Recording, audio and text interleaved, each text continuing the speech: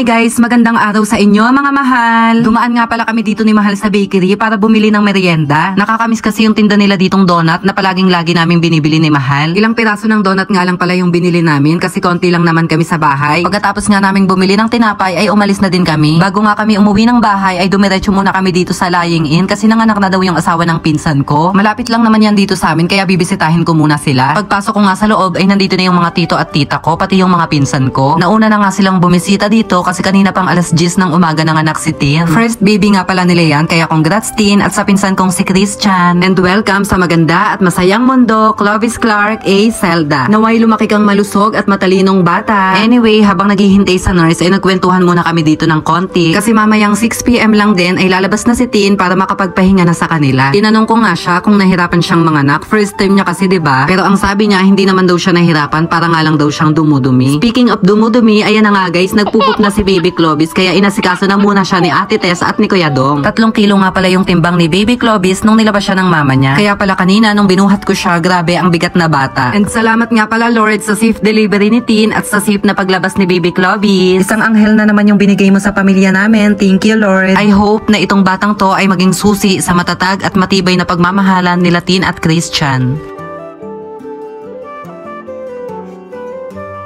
Pagka-uwi ko nga ng bahay, naabutan ko tong organizer namin ni Mahal na sobrang dumi. Halo-halo na nga yung mga nakalagay dito sa box. Sobrang dami na nga ding mga alikabok. Tapos yung organizer namin ni Mahal ay namumuti na. 2 weeks pa nga lang to dito simula nung binili namin ni Mahal pero parang 1 taon nang nakatambak. Kaya naisipan ko nga nalinisin ko na lang to kasi wala din naman akong gagawin ngayon. Pumunta nga pala muna ako sa CR para kumuha ng tabo na may tubig at nilagyan ko ng sabon. Kumuha na nga din ako ng basahang bilog tapos hinugasan ko. Hugasan nga natin to ng maayos para naman mawala yung mga germs at mga alikabok dun sa organizer namin ni Mahal. Pagkabalik ko nga sa kwarto, inumpisahan ko na din punasan yung mga box. Share ko nga lang sa inyo guys yung nabasa ko kanina sa Facebook post. Sabi nga doon na wag daw tayong magrereklamo na sa pagising natin sa umaga tambak yung mga hugasin. Kasi nangangahulugan nga lang daw ito na meron pa tayong nakakain sa araw-araw. At isa pa, wag daw tayong magagalit o magrereklamo kapag magulo o makalat yung bahay. Ibig sabihin nga lang daw kasi nito na meron tayong masaya at masaganang pamilya. Isa nga lang guys yung naging realization ko dito na minsan pumapasok sa isip ko na parang may kulang pa or kinakapos. Pero hindi pa din kami pinapabayaan ng Lord at binibigyan pa rin kami ng sapat. Kaya salamat po Lord kahit na hindi pa namin nakukuha yung mga gusto namin. Pero andyan ka pa rin para i-provide yung mga pangangailangan namin at mas makakabuti sa amin.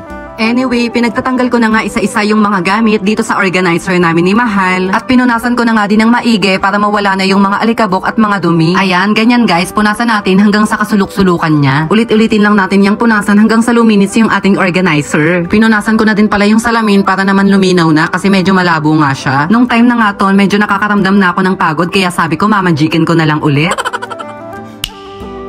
Wow!